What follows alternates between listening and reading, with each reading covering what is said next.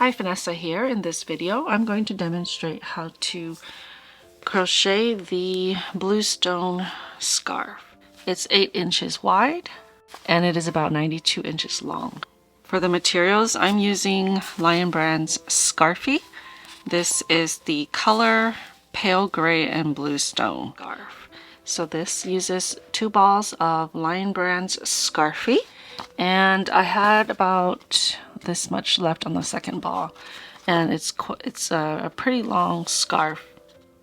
Although it recommends a 6.5 millimeter crochet hook, with Tunisian you want to up your size to 1 or 2 sizes larger. Now there are different kinds of Tunisian hooks. I have a wooden one here and an aluminum one here. Usually there's a stop at the end. So I'm going to use this one here from Addie. It is 8 millimeters. It's just more comfortable for me to use a shorter hook on my hands. This is an interchangeable set. So this is my pretty gold set that I have here. You can definitely use a long hook.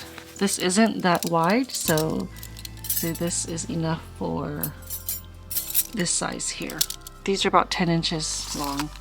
Make sure you have a pair of scissors, tapestry needle, with a larger eye just so that you can get that bulky weight yarn in there, and a tape measure. I didn't have a size that I wanted to stop at. I just kept going. I was going to use all of the 2 balls, but then it got really long and I had to stop somewhere. So 92 inches was good for me. All right, let's get started. So I'm going to start with a slip knot. Just leave a little bit of a tail to weave that in later. On the very first row, your foundation row, make sure that you crochet loosely when you pick up your stitches and when you work your chain stitches. That will help reduce the amount of curl that you will have at the edge. I'm going to chain 25 stitches. For this pattern, chain 25. The stitch pattern is any odd number of stitches. So again, chain loosely.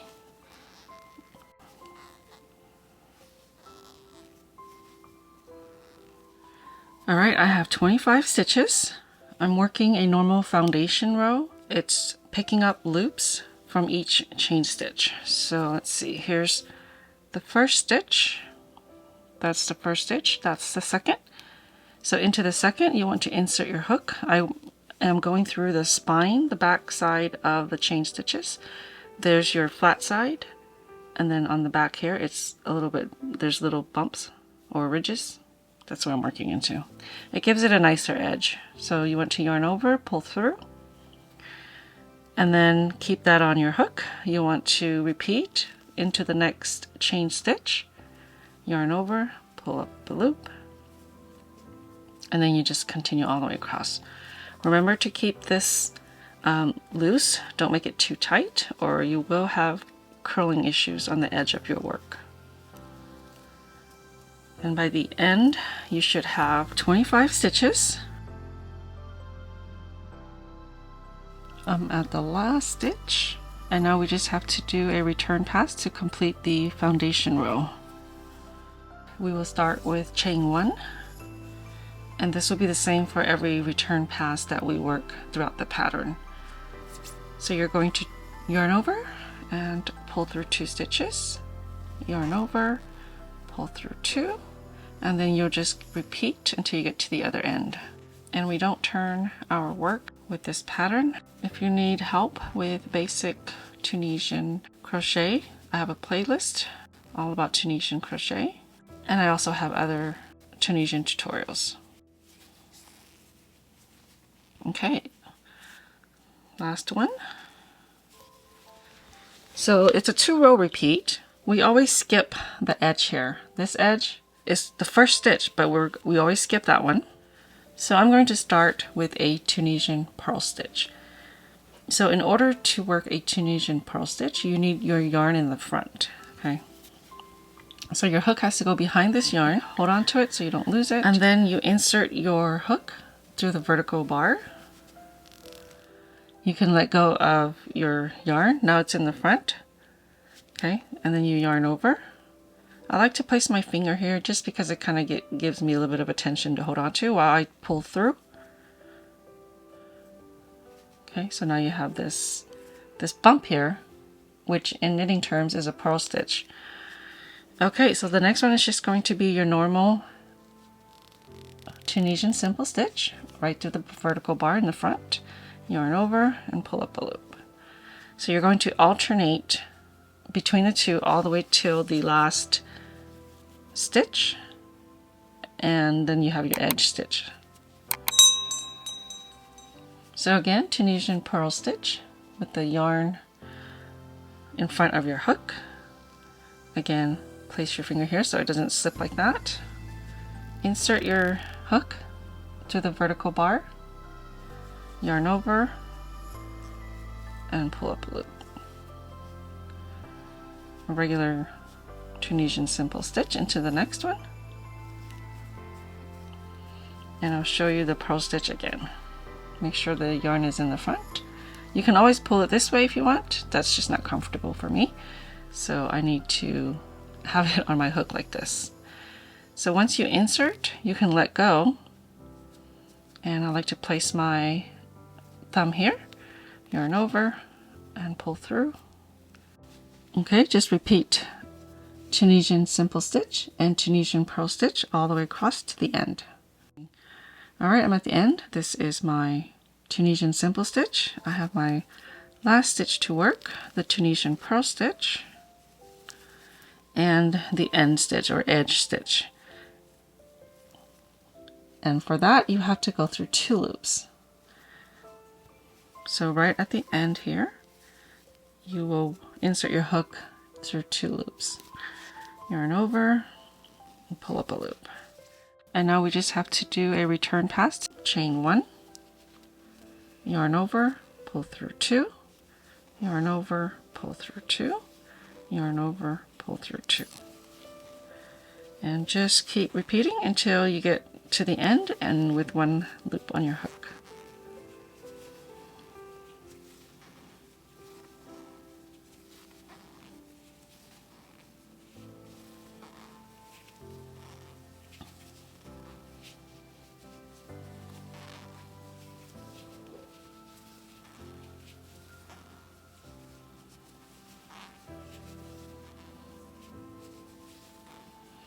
Okay, almost to the end here. Okay, the second row, again, we're skipping this edge stitch here.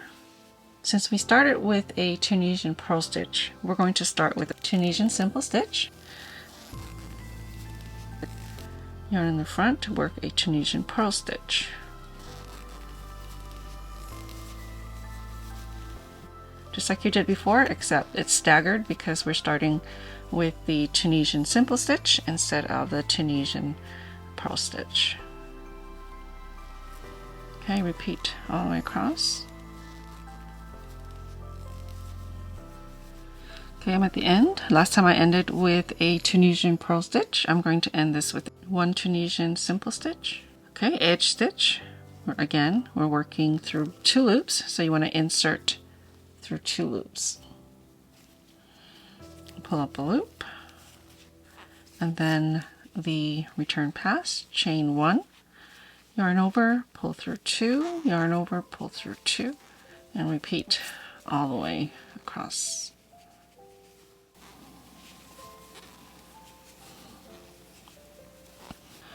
All right, so there you have it.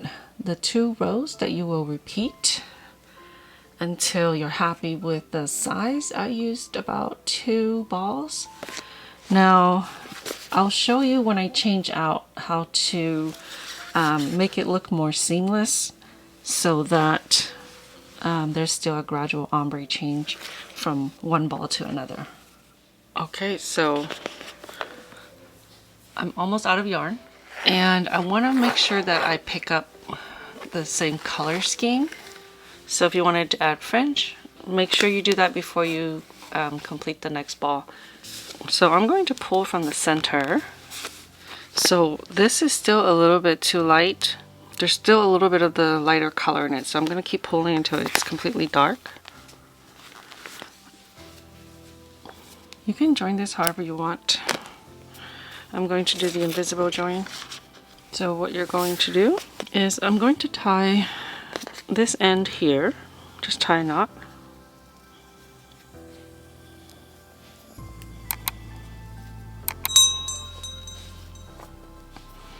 And then this end I'm going to tie on this side, just a knot. And scarfy is easy to break if you pull too hard, so don't pull too hard. And I don't recommend doing this with 100% wool yarn. Okay, and then when you tug it together, I'm gonna trim this.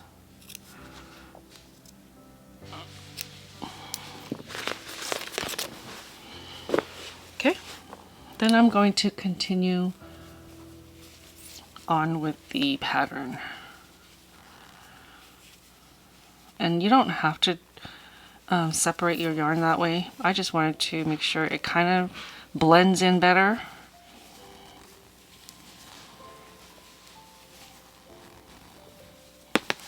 It's coming along nicely, huh?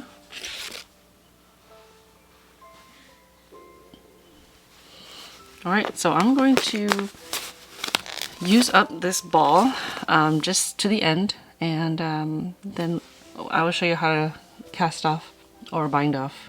Okay, so this is where I'm going to stop. It is about 92 inches long, so it's quite long. You don't have to go that far if you don't want it, but I did want a super long scarf.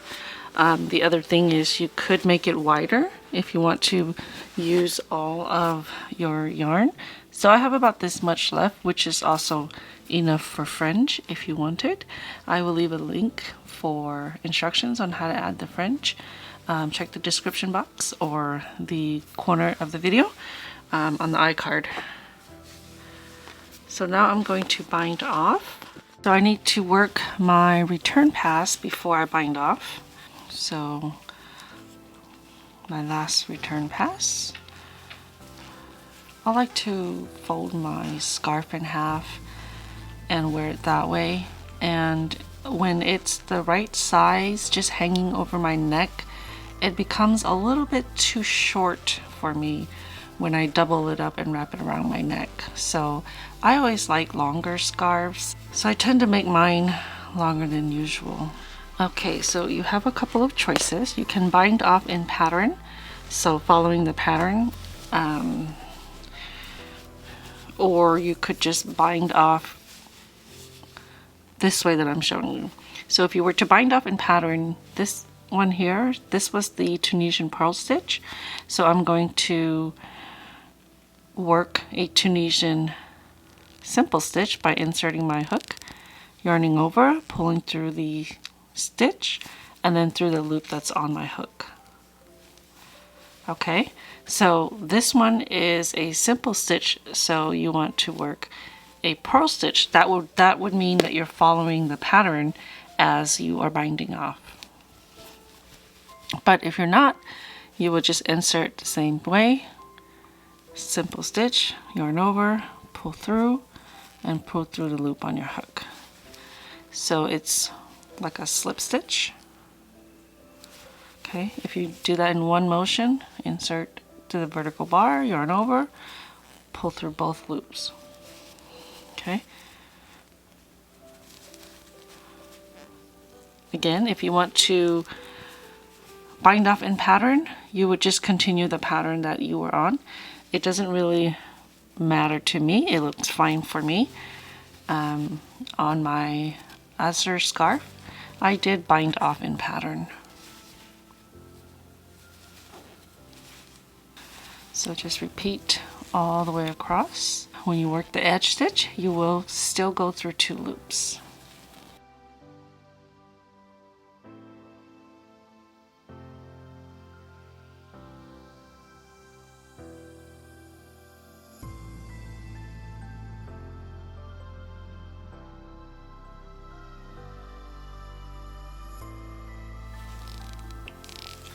Okay, that was the last stitch. Okay, the edge, go through 2 loops just like before. Yarn over, pull through, and through the loop on your hook. Okay, so that's what the bind off end looks like. So you want to cut your yarn and then just weave in your ends. So leave a tail when you cut your ends. So yarn over, pull it through, and then all the way through. Okay, so this is the wrong side. I feel like it still looks pretty good. It reminds me of knit garter stitches. And I'm just going to weave in my ends. Don't forget the beginning end. And if you did not join the way I did, you will have another end here somewhere in the middle.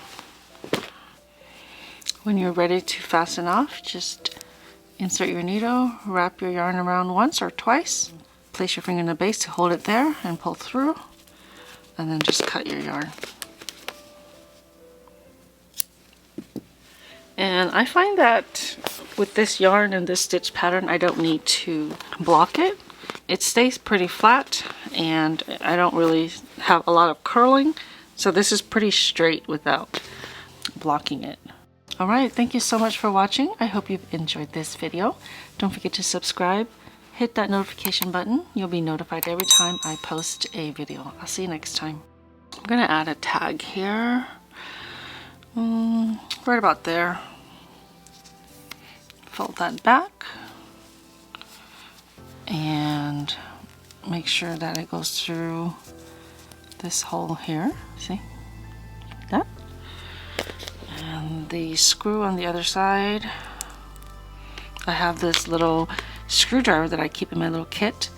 It's for one of those like screwdriver sets, which I tend to lose a lot because my son likes to use them and then they just end up everywhere.